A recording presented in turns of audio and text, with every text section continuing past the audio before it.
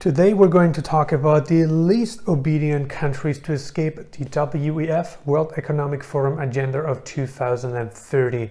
And the information that I'm presenting you in today's video is predicated on historical data. We're talking about what happened during the COVID-19 pandemic, which is still ongoing in certain countries like China, Taiwan, just to name a handful. And what's interesting is that during the pandemic, now we're endemic, you could say post-pandemic. And what I mean by that is that certain countries did very well during the pandemic. And when I say, they did very well, what I actually mean is that they retained a liberal stance, which so many of you, we're talking digital nomads, expats, online entrepreneurs who live overseas appreciated, because you were looking for countries that remained free even during times of great uncertainty. And I think we have found it, and based on the historical data that we have accumulated, we can now say with certainty that certain countries did better than others. And let's just get started with it. The first country is Mexico, a country that has done consistently well.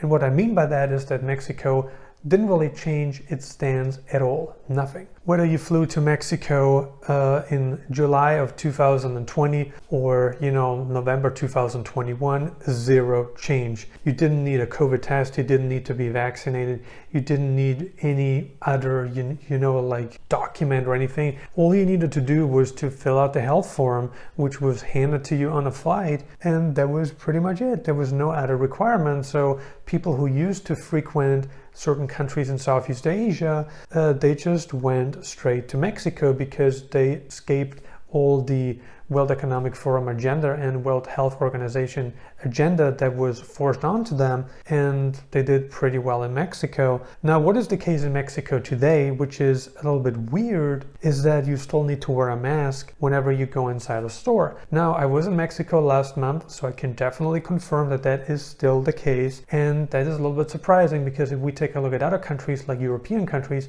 it's interesting because they removed all mask mandates. They removed all entry requirements. A country like Greece, you can fly from the United States to Greece not needing any proof of vaccination or COVID test. It's pretty easy to get in. And right now in Greece, there's just not much you need to do. It's pretty easy, actually. You can walk into any store without needing to wear a mask. But Mexico, you also didn't need that, but you still need to wear a mask. So that's a downside. But Mexico has been very consistent, very predictable. European countries have been very unpredictable. They changed so many times in terms of lockdowns, restrictions, what was allowed. They shut down the economy, killed the economy, and it's been very difficult. Now, is Mexico a great place? In my opinion, it is. If you are trying to escape the World Economic Forum agenda, you could argue that Mexico is not necessarily one of the best places in terms of cost of living. If you want to live in like Mexico City or Mexico's Caribbean, there are much cheaper places in Southeast Asia. There are cheaper places in Eastern Europe than Mexico's Caribbean. But if you want that weather, if you want that World Economic 2030 agenda freedom mentality, then going there could be a lot more positive than it would be than going to a place that has been very shaky at best. Albania, a country located in Eastern Europe, has been very reluctant to listen to pretty much anything the government told them. So the people of Albania, they haven't really been very receptive to the whole COVID restriction mentality. Many of them refused to wear masks. Many of them refused to get vaccinated. And if you take a look at a country like Bulgaria or Albania, those countries just had among the lowest vaccination rates in whole Europe. And it's interesting because, people who don't want to comply, of course, they wouldn't get vaccinated in the first place, and, they would be reluctant to wear a mask. Now, you could argue that, they didn't, help to stop spread of COVID because they didn't wear a mask. There's always something to argue about here, I guess. But, if you want to escape the mandates, if you want to escape restrictions, lockdowns, then Albania wouldn't be a bad place to consider, without now really talking about whether that's right or wrong. That's up to each individual to decide. Up until recently, Albania had a 1-year visa for Americans, which obviously has been paused. But if anyone, from North America, especially the United States, is interested in, trying Albania as a second home, then a 1-year easy to get visa would be ideal because there's not really too many commitments there. But on the other hand, you can only get a 90-day tourist visa now, so much to that. But Albania is an interesting country. It is not a landlocked country like Serbia. It has the sea, so that's very positive. And if you just live, in like a town, if you live in a city by the ocean, you can expect much milder climate than, if you live inland, it's going to be much cooler for sure. But in terms of like, people listening to the World Economic Forum Agenda of 2030, I think Albania would be a very safe bet. The Dominican Republic, yet another country in Latin America that didn't really comply to a whole lot that the World Health Organization had to say. The Dominican Republic made their own agenda and it worked for them. Even though the country did enforce certain vaccine mandates, but only for a very short period of time, because the government quickly saw that it doesn't work with its people, because its people are not receptive to listen.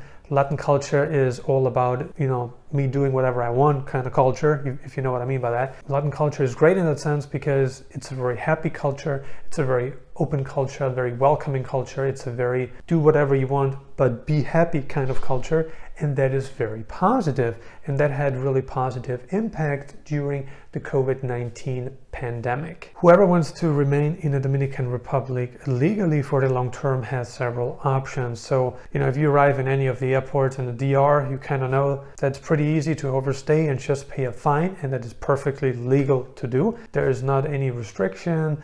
There is, nothing illegal about that. In fact, it is endorsed by the government. So, at the airports, you actually see, okay, if you overstay for, let's say 90 days, the fee is like roughly $45. You overstayed for 9 to 12 months, the fee is roughly $100. So if you want to try the Dominican out, you can go there and overstay your visa legally, just pay a fine upon your departure and try the country out. In case you want to commit for the long term, you can invest in real estate worth at least $200,000. There's another option by doing it through a bank deposit of $200,000. That's a withdrawable deposit, meaning you can get the money out once you picked up your residence card. Not for everyone. It's quite a bit of money to invest and risk, and you need to get it back then, which should not be a problem. But there is this financial requirement for the Dominican Republic. In terms of weather, definitely a great country. Probably not as diverse as Mexico in terms of like climates, in terms of sceneries, but it is a decent sized country. Cost of living is reasonably low and the weather is great throughout the year. It's pretty easy to date younger women there. If you're a guy nomad who wants to, get started in Latin's dating scene, then the Dominican Republic is certainly a place you want to look into. And yeah, its liberal visa policy is certainly appealing. Serbia is another country located in the Balkans that was pretty open during COVID. And what I mean by open is that, its people didn't really comply to a whole lot of the measures. Obviously, there were lockdowns in place for a certain, amount of time, but it wasn't anything surreal like in other places like Austria, just to name a country that did very poorly during COVID. In Serbia, it was pretty open, pretty flexible. People aren't really as receptive as in certain Western European countries, in terms of listening to their government. And Serbia did well. And if you want to go to Serbia, you can do so on a 90-day tourist visa. There is a residence by real estate investment option. It's an interesting country for those looking perhaps to start a company, hire local employees. Generally speaking, Serbians speak English fluently. They are pretty hardworking. They're educated. They're intelligent people. And I think it would be a great country for someone who wants to potentially start a company, hire local employees, and just have a great time living in a European country and enjoying it at a very low cost. Costa Rica is another country in Latin America. It's been interesting because Costa Rica is one of the #1 countries that Americans and Canadians migrate to. It's a country that's been fairly open during COVID, very few restrictions in place. Naturally, the very relaxed beach lifestyle has a lot to do with, you not having too much of a problem in terms of COVID restrictions, because Costa Rica is pretty much predicated on beach towns and beach communities, so it's an interesting place. Last but not least, we have Colombia, the country located in the northern part of South America, has been fairly open when it comes to COVID, during COVID, because you were able to get in without a negative COVID test, without being vaccinated, without any quarantine, nothing. And in terms of like restrictions, it was just business, it was life as usual, everything was open. You did have to wear a mask, but it was pretty relaxed, it was pretty open, if you will. And that's something that expats, digital nomads want, especially those looking to escape the World Economic Forum and World Health Organization agenda. And you would have accomplished that by living in Colombia. If you want to go to Colombia, if you want to try out the country, there is a 90-day tourist visa, and you can extend it for another 90 days, equaling a total of 180 days. So that would be the cheapest of options, if you will. And another option for you to get into the country would be through an EDU visa, meaning an educational visa, which is going to cost you below $1,000 a year. You would need to sign up through a school in Colombia and, potentially take a Spanish course, take some kind of a business course, whatever you're interested in, right? And if you want to obtain residency or citizenship later on, maybe learning the Spanish language is not that bad of a deal, and you get to know the country in a year much better than you get it to know in just a couple of weeks, right? So definitely an option worth considering. If you want to pick up residency right away, you can achieve that by marriage. You can marry a Colombian. That would be the easiest and cheapest way. Another way would be to purchase real estate worth at least $180,000, and that would also be a great way for you to get a long-term visa for Colombia. Now you might be thinking, well, we've talked about Eastern Europe, we've talked about Latin America, but what happened to Asia? Well, interestingly enough, there's really only a few countries in Asia that did well, in my opinion, or sort of well, if you will. And those countries are, we're talking about Cambodia. Cambodia was a country that was open to the unvaccinated, but only with a negative test, only with health insurance, and only if you were willing to quarantine, right? So Cambodia's government had all those requirements in place that certainly didn't make it appealing enough for me to go there, and potentially not for you to go there, because it was just too much of a hassle. It cost like a few $1,000s just to get in, so not that appealing in my personal opinion. But now the country has removed all entry restrictions, meaning the unvaccinated and the vaccinated can go to Cambodia without needing to comply with any entry requirements. Sri Lanka was also a country that did fairly well, I want to say, because it was open, it allowed the unvaccinated to come in, and I think Sri Lanka was probably the most open country out of all of them. I know that the country is not undergoing a huge financial crisis, food crisis, probably not the best of times to try it out, because maybe the impression that you get is going to be the opposite of the one you would have gotten if you had visited the country 5 years ago, but it is what it is. And if we take a look at the Philippines, not the best of places, still unvaccinated travelers are not allowed into the Philippines. And as of today, the Philippines is probably the only country in Southeast Asia that does not allow unvaccinated travelers to visit at all, no matter what they are willing to do. Even places like Vietnam allow unvaccinated travelers to enter without restrictions, and even a place like Malaysia allows unvaccinated travelers, but there are conditions. You need to have a negative test, you need a quarantine.